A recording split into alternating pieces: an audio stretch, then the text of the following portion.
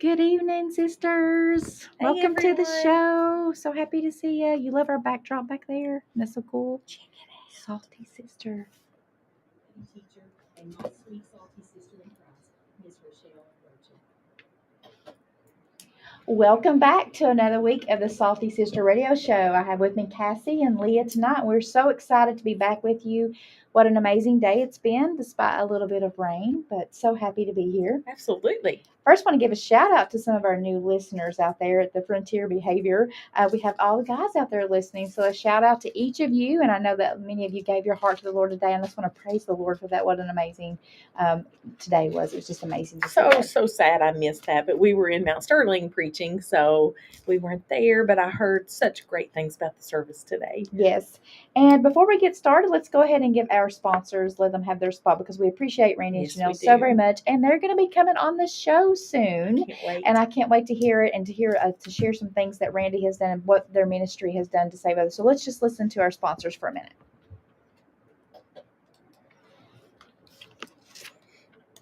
Matthew 5:16. Let your light so shine before men that they may see your good works and glorify your Father which is in heaven. Hello, my name is Chanel Hunter, and my husband and I are the founders of the Light Ministries. The mission of the Light Ministries is to simply shine our light throughout our region, whether it is a project for our community, providing supplies for ones in need, praying for a family in times of trouble, or just coming alongside others to let them know that someone cares. We're so thankful and blessed to be able to sponsor our Salty Sister and their show. And we're back. Thank you, Randy and Chanel. Again, we appreciate Yes. the opportunity to be here doing the Lord's work.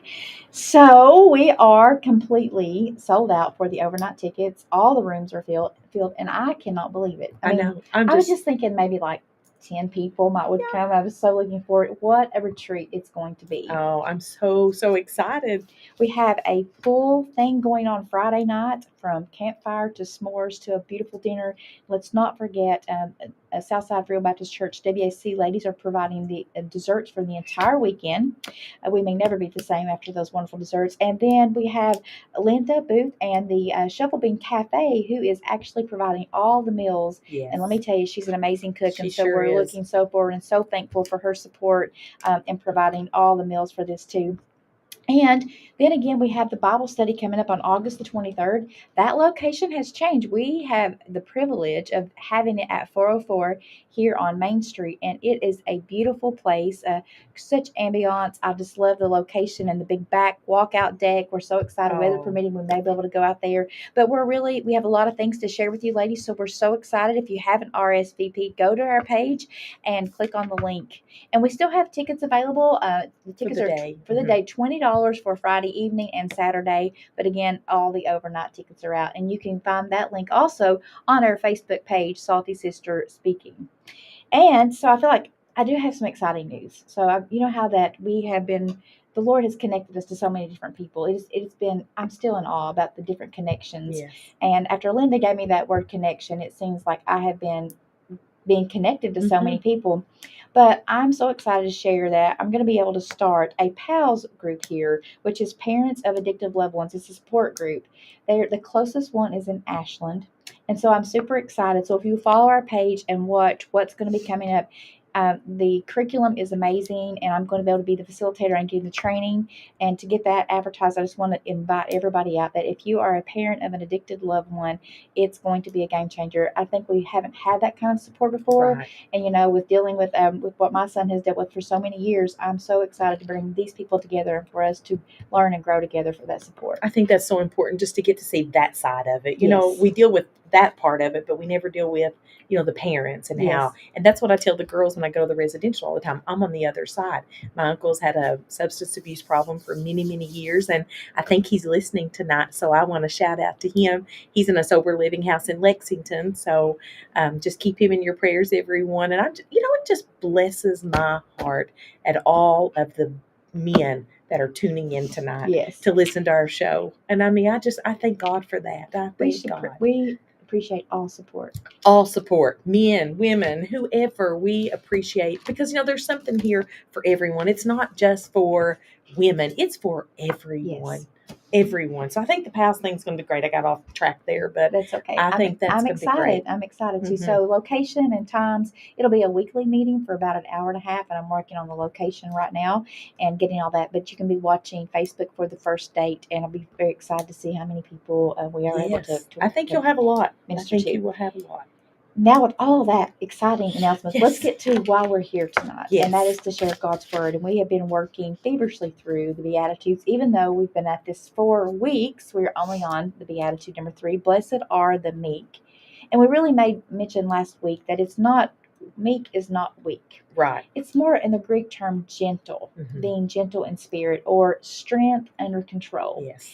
And as my dad joked with us this past week, he came out and threw a wrench instead of a hammer and said, "Lay the hammer down." Lay that hammer But down. it's about laying the power down, That's it. allowing God to be in full control of our life. Mhm. When you think about all the intricate details that He has done to create us to live His purpose, our purpose for Him, that's amazing. Yeah. And we don't need to waste any time not doing that. We don't. And we're created in His image. So these Beatitudes, these things are to teach us to be more like Him, more Christ-like. And that's what we've got to be. That gentle spirit. That and gentle we always spirit. go back to the Garden of Gethsemane. And he just was Fully so calm. surrendered. Yes, he Fully was. And he surrendered. knew.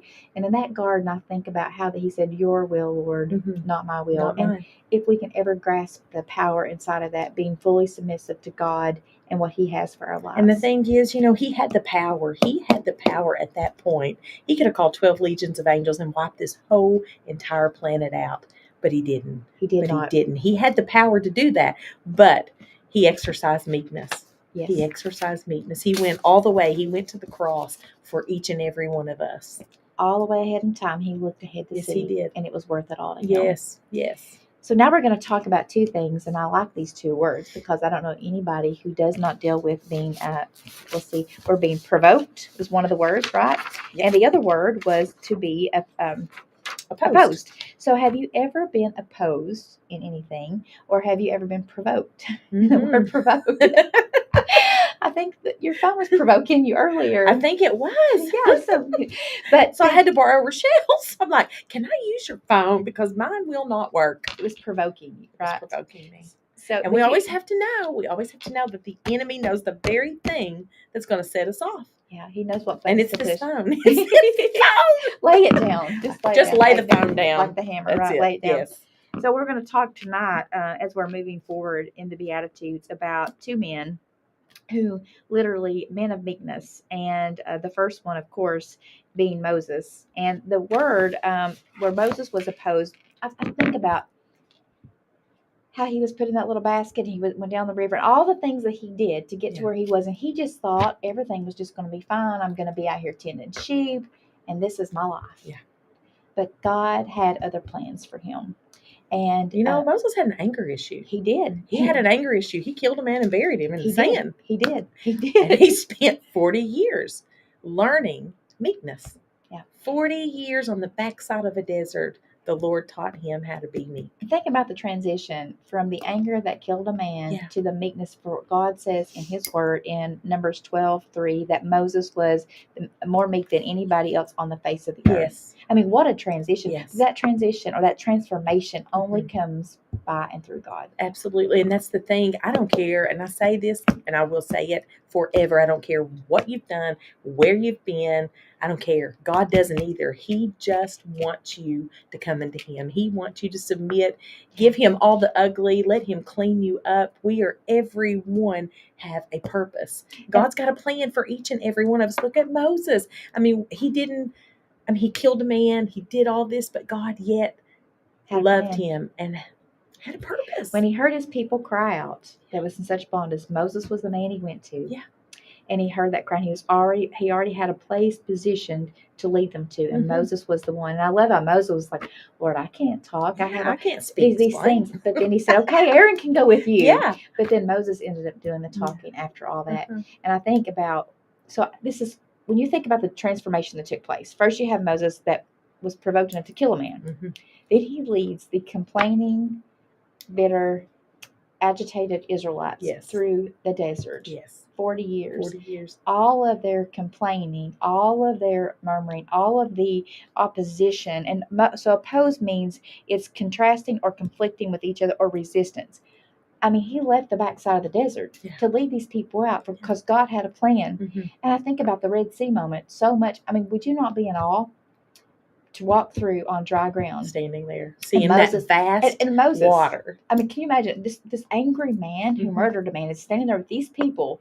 He's like, stand still and see the salvation of the Lord. In Exodus 14:14, be silent and the Lord will fight for you. Yes. But they're like, that's easy to say. This army's coming against us. I mean, they're moving in. We see them coming. Do you think that the intensity was rising up inside of Moses? Like he was just wanting that anger to be provoked inside of him too, as far as that. And then to think that the Lord says, why do you call on me for? Stretch out your hand. Yeah. And thinking about when that water parted, the relief that came over Moses. Yeah. The trust and the faith in God, getting to the other side, him reaching back out the staff again, closing the water up, destroying the enemy.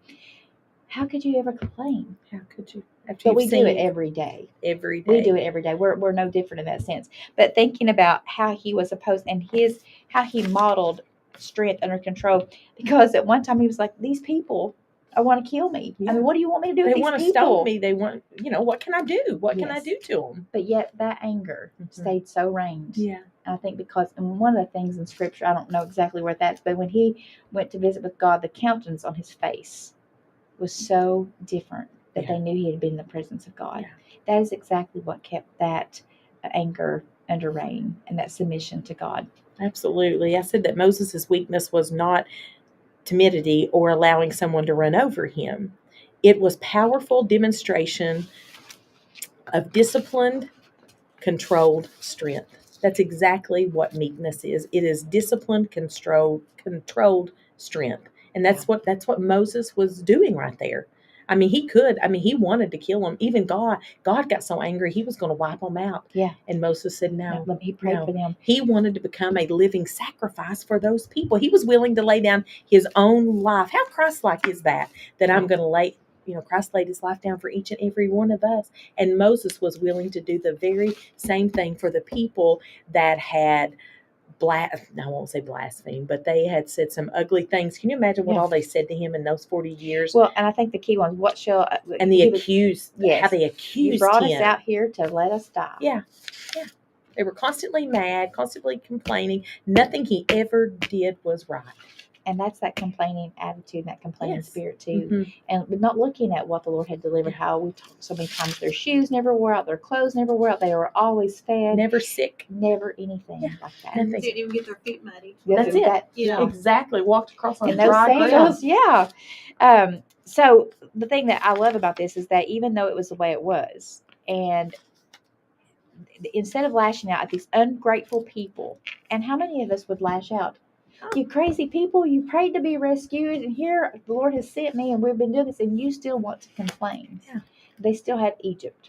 They still had the taste of Egypt in their soul, and that was getting rid of that. But it said when he's, instead of lashing out, think about this, he prayed for them and continued to serve them and on one occasion, he even said to God that he was ready to lay down his life for them. That was in Exodus 32:32. Yeah. That's meekness. Far from being a form of weakness, it is strength under control that was formed in Moses through his complete submission to God. And the key is, if we can give up that complete submission to God, it's untelling what God can do with us. Absolutely. That strength under control. Yeah. It's incredible, isn't it? It is. It is, because if it's not under control, it's total chaos.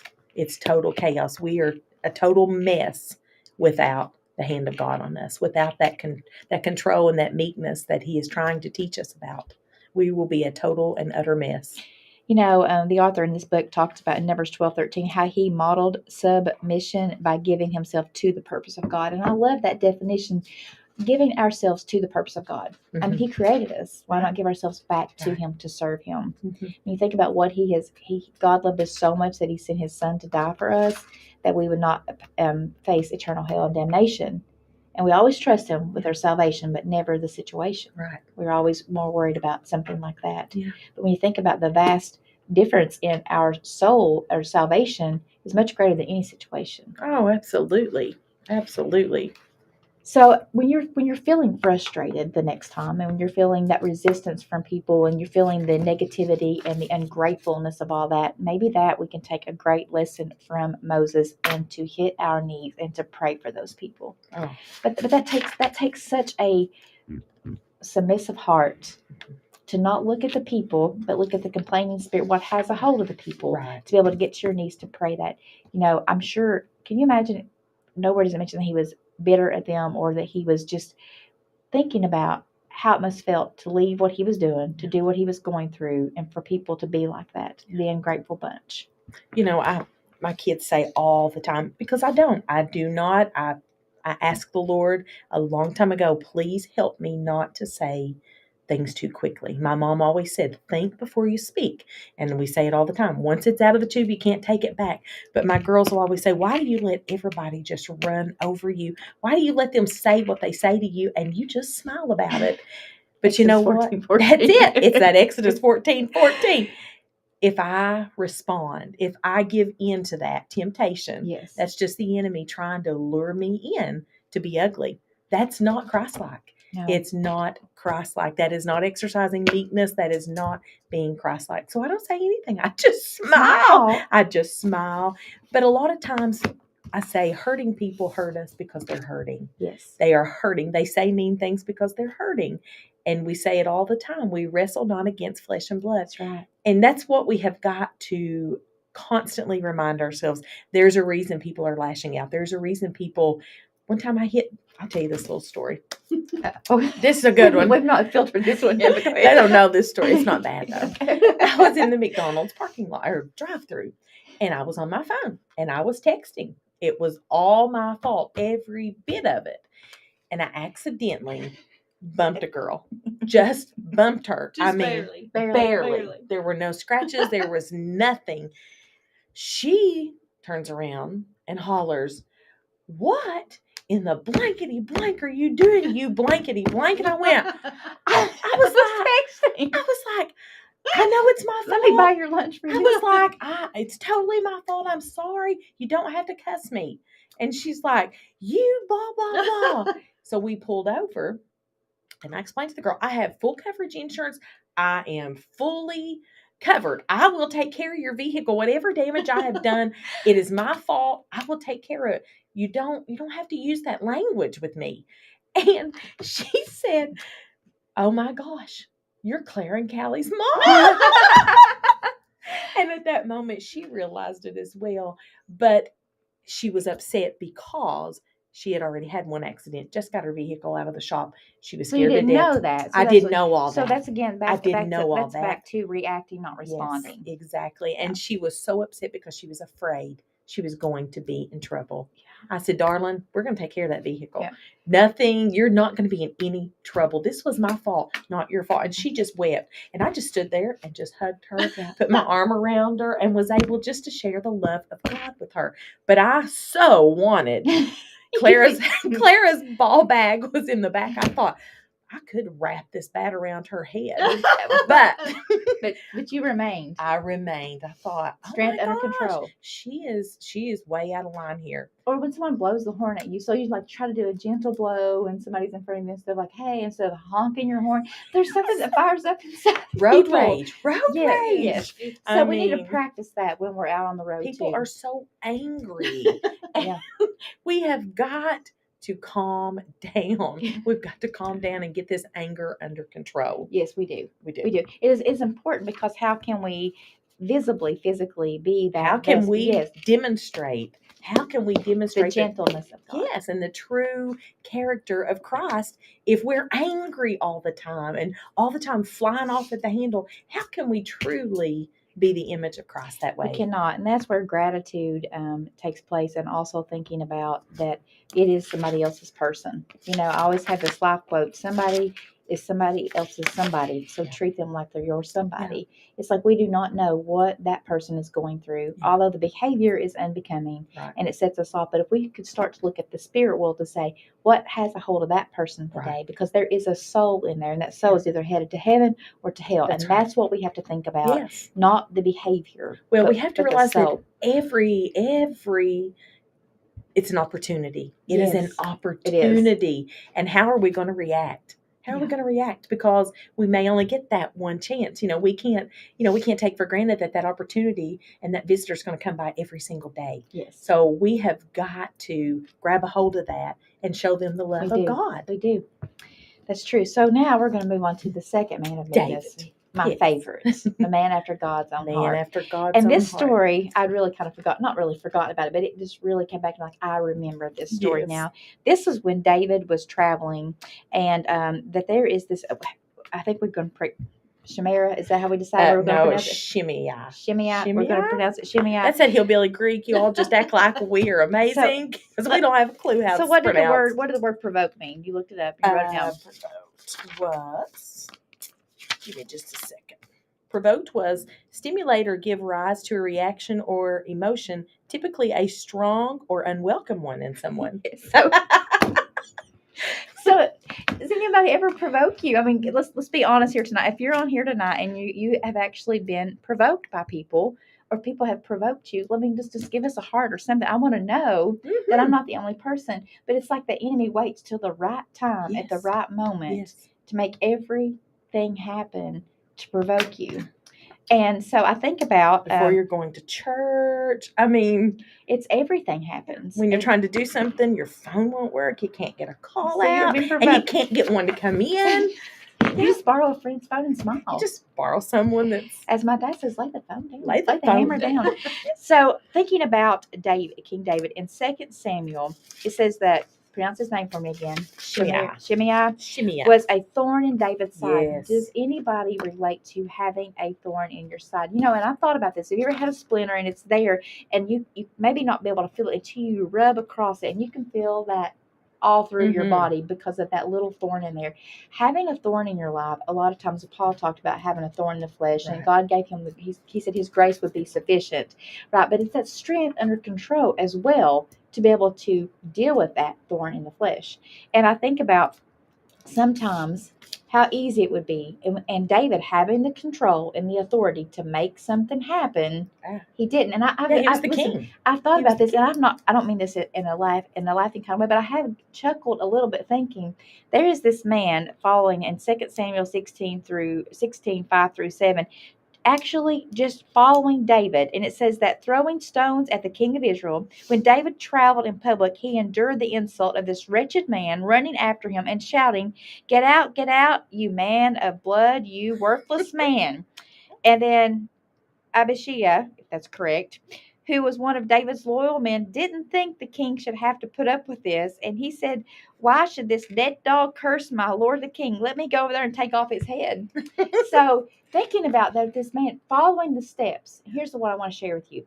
On the journey with God, you're going to have that enemy provoking you. Oh, absolutely. And it says that when they arrived, they were exhausted.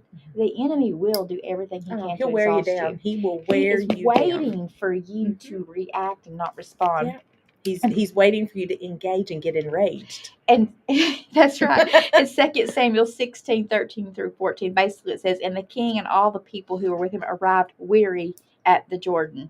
Weary. And it says that, say his name again? Shimei exhibited extreme and justifiable provocation toward the king of Israel, and David put up with it. The journey to Jordan must have been so miserable, and when the king and his companions finally arrived, they were exhausted and presumably covered in the dust that Shimei had thrown down on them on the hillside. I'm thinking about this man, as he said, he called him this dead dog, traveling beside of you and throwing dust at you. Yes. Just throwing dust on you. And thinking about David's just marching on. He just kept marching on. He had the power and authority to say, go take that dead dog's head off. Yeah. But he said, no. Strength under control, meekness, being able to exhibit that. I mean, I don't know how I would feel about somebody following me, provoking me, and then just, He was cussing him. He stoned him. Speaking of car accidents, one time I wasn't looking either, and I thought this other lady was going to go on, and she didn't go on, and I bumped into her, and anyway, it all went well until the next morning. I find myself in a different parking lot, the same woman. It was like I would almost hit her again, the same woman, because she was going one way, and I was thinking about, she couldn't get away from me, but thinking about, you can't escape some things. Right. But as the saying goes, don't engage. You're going to get enraged. Exactly. And what can you, when you really count the cost and you ask yourself at the end, when you react, not respond, but when you react in rage, what really, and I got to work on this too, okay? I'm going to be honest. We all But do. I'm just saying, when you react with rage, what much more of a mess is it?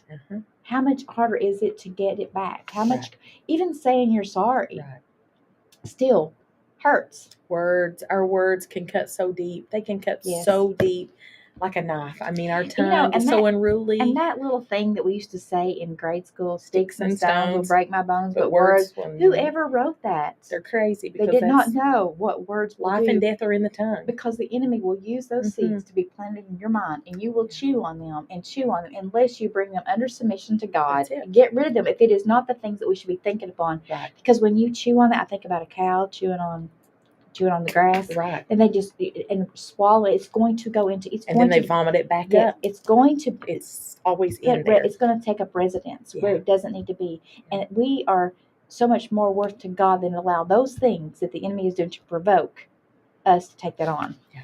And just like David, being Christ-like, I said David could have crushed him, killed him at any time, but just like God, he showed him mercy and he showed him kindness and patience. Love is kind. Love is patient. Love is long-suffering. And I looked at Judas. I thought about Jesus and how, to the very end. To the very end. And I said, to every Calvary, there'll be a Judas. And Jesus was being the example. And that, too, is how we have got to be when we face these enemies, when we face betrayals and all of that. It says here, and we've talked about this earlier, what the author said, but it says how easily God can crush sinners and kick them into hell. Yeah. Thomas Watson wrote this, but he moderates his anger. God puts up with us when we dishonor him. Even when he is provoked, he restrains the judgment that would crush us. That is meekness, controlled strength, and more than that, strength that is deployed in the great mission of God, which is not to crush and destroy, but by his grace to save and to redeem. Yeah. I mean, of all people, look at what Judas did. And I mean, Jesus could have turned him away, but what did he do? He washed his feet. He served him just like he did the others. He did. And he knew exactly what he was getting ready to do. Thank God for mercy and grace tonight. And there is no room for pride. Absolutely submission. not, because it's about, if David would have said, well, I'm the king and this guy's not going to disrespect me and dishonor me, go do this, he did not. He did the not. Respect and honor lay in God's hands in his court, and that's what we need to remember. Right. So next week we're going to be talking about when you are disappointed and when you suffer. Those are going to be two more areas before we actually get into the many things that the 10 strategies of cultivating meekness. We're going to move into that. So as we're closing out this evening, we hope that you've enjoyed this, taken great notes, enjoyed this. Don't forget about the Bible study, August the 23rd on 404 Main Street. You can register or RSVP on the page. And then the retreat. Get your retreat ticket. It's going to be amazing. Yes. And you'll still get to participate in all the activities, everything. We have even lots if you of things didn't planned. get the overnight. You'll still be able to do everything and enjoy all the activities and benefits. Yes. So especially just to get fellowship with other women and just be able to come together for that. Yes. So until next week, make sure you stay salty. Have a great week.